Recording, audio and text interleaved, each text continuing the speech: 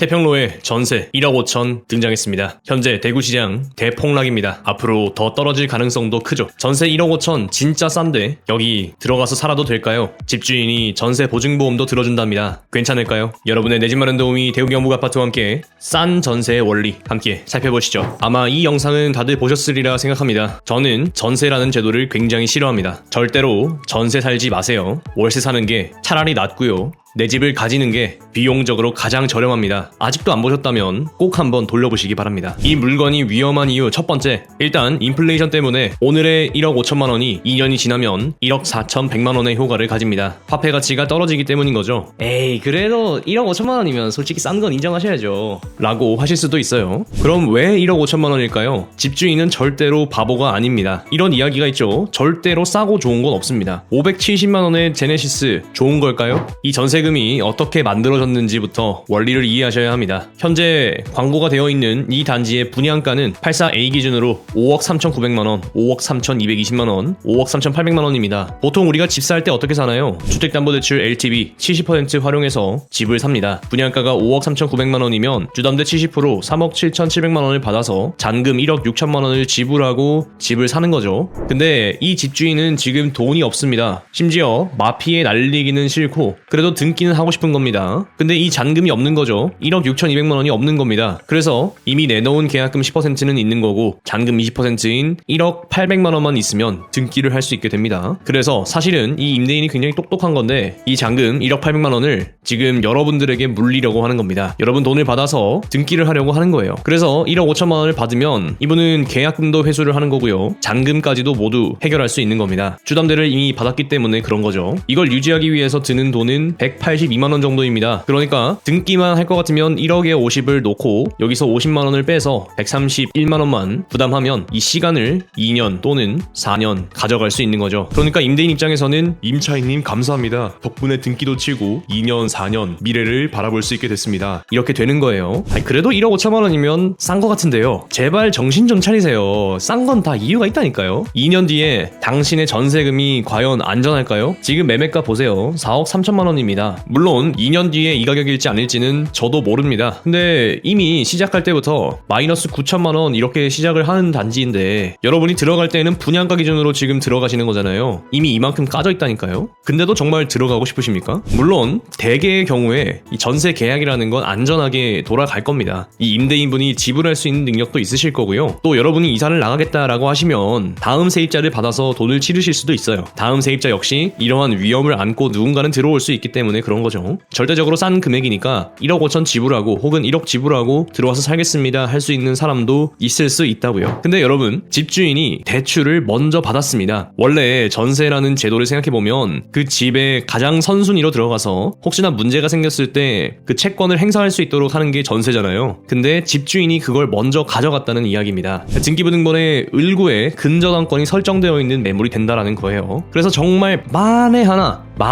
이 아파트가 경매로 넘어가면 어떻게 될까요? 그럼 2022년 9월 기준으로 대구의 낙찰가율이 80% 정도 됩니다. 그러니까 분양가 기준으로 감정가가 나온다고 하더라도 80% 까지고 시작하는 거예요. 그럼 거기에 여러분들의 전세 보증금이 남아있을 리가 만무하죠. 그리고 유찰 한두 번 겪으면은 70%, 49% 되는 거 자명한 겁니다. 그런데도 여러분의 전세 보증금 1억 5천이 안전하다고 할 수 있을까요? 아니 그 소액 보증금 뭐 그런 거 있다고 하던데 그런 거는 안 되나요? 그런 거 안 되죠. 소액 임차인의 범위에는 광역시는 7천만원 이하인데 이것에 해당한다고 하더라도 우선으로 변제되는 금액은 2,300만원입니다. 여러분이 들어가려고 하는 전세는 지금 1억 5천이잖아요. 그러니까 애초에 소액 임차인이 아닙니다. 그래서 변제를 받으실 수가 없어요. 그래서 뭐냐? 경매되는 순간 여러분의 전세 보증금은 사라지는 겁니다. 사라집니다. 못 받아요. 1억 5천만원 소중하지 않으십니까? 이 피 같은 내 돈 안 소중하냐고요. 에이, 그래서 지금 이 전세 보증보험 들어준다잖아요. 이 보증보험 들어주면 다 괜찮은 거 아닙니까? 이렇게 하실 수도 있어서 보증보험이 뭔지부터 설명을 드리겠습니다. 자, 일반적으로 전세계약은 임대인과 임차인이 하는 거죠. 근데 거기에 주택도시보증공사가 들어옵니다. 일단 임대인과 임차인이 전세계약을 체결합니다. 그럼 임차인, 그러니까 세입자인 우리가 주택도시보증공사에 가서 보증을 신청하고 보증금 반환 채권을 양도합니다. 그리고 임대인에게 이야기해주는 거죠. 나 주택도시보증공사한테 채권 양도했으니까 너 그거 알고 있어라, 이렇게 하는 겁니다. 통지하고 나면 전세 보증금 반환 보증을 발급해줍니다. 그럼 우린 이게 있으니까 이제 이 전세금을 안전하게 보험격으로 가져갈 수 있는 거죠. 그리고 1년이든 2년이든 전세 계약 기간이 만기가 되었을 때 만약 사고가 발생했다. 그럼 도시보증공사에서 전세 보증금을 지급해줍니다. 우리한테 해주는 거죠. 보증공사는 땅 파서 장사하는 게 아니니까 이 채무에 대해서 구상과 회수를 진행하게 됩니다. 그럼 여기에서 이 보증사고라는 게 무엇이냐? 두 가지가 있습니다. 첫째는 보증채권자가 전세 계약의 해지 또는 종료 후에 1개월 내에 되돌려받지 못한 경우를 얘기합니다. 두 번째로는 전세 목적물이 경매 또는 공매가 실시되는 겁니다. 그래서 배당 후에 채권자가 돈을 못 받는 경우가 생길 수 있겠죠. 이런 사고가 발생했을 때 주택도시보증공사에서 우리한테 돈을 내어준다라는 겁니다. 근데 보세요. 첫 번째 사례에 해당되면은 일단 1개월 이상 돈이 묶입니다. 여러분들의 그 큰 돈이 묶여버린다고요.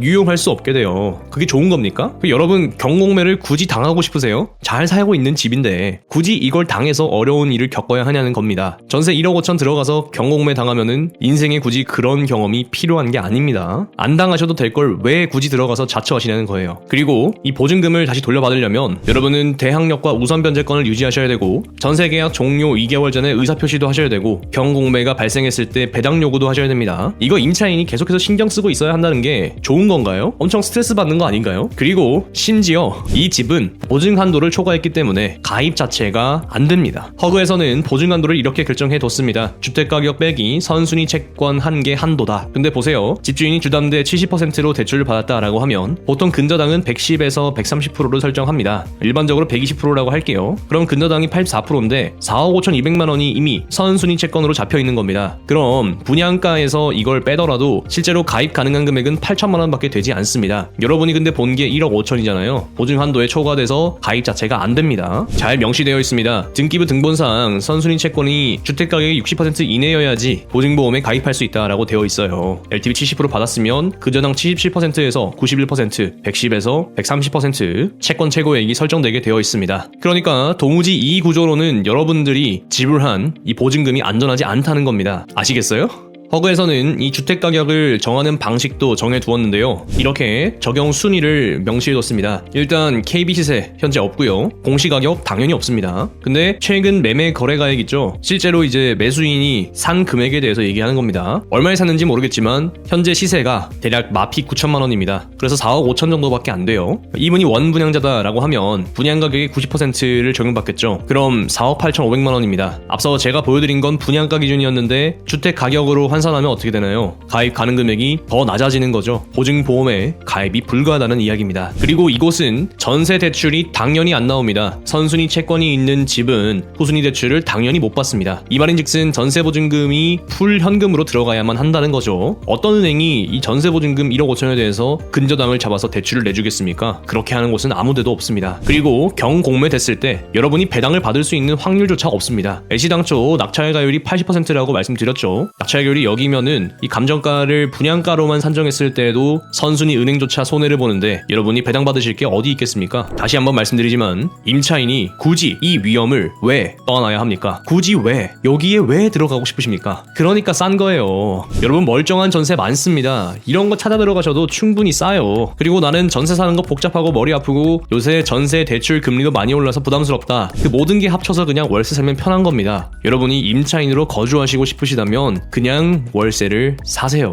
뭐 어렵게 보증금 묶이는 거, 보증보험 들고 복잡한 절차 밟는 거 그런 걸 할 필요가 없잖아요. 그거 하는 것도 여러분 돈을 지키기 위해서 스트레스가 발생하는 겁니다. 월세 살면 편합니다. 보증금이 적잖아요. 제가 오늘 말씀드린 건 그저 이 단지에 대한 이야기가 아닙니다. 앞으로 여러분들이 살아가시면서 꼭 알고 있어야 될 내용입니다. 최소한 향후 1년 아니 2년 3년은 이 내용을 반드시 숙지하고 계셔야 해요. 왜냐? 앞으로 이 기준금리 추가 인상이 남아있죠. 물론 한 번 더 인상된 뒤에는 계속해서 유지가 될지 아니면 전환이 될지 그건 아무도 모르겠지만 한 번 남아있다. 그리고 주담대 금리가 8%를 바라보는 형국이고 전세대출 금리 역시 7%를 넘고 있습니다. 연말에 8% 돌파할 가능성도 있다라고 하죠. 계속해서 올라가고 있는 금리 그리고 유지가 된다라고 하면 당연히 부담스러울 수밖에 없습니다. 심지어 대구의 경우에는 앞으로의 물량이 더 많죠. 더 많습니다. 이 물량 부담이 금리 인상과 겹쳐서 현재 하락 트리거가 발생되고 있는 거다 기억하셔야 됩니다. 그럼 그럼 어떡할까요? 결국 저는 시장의 가격이 사용 가치와 똑같아지는 때가 올 거라고 생각합니다. 무슨 말이냐 하면 이 가격이면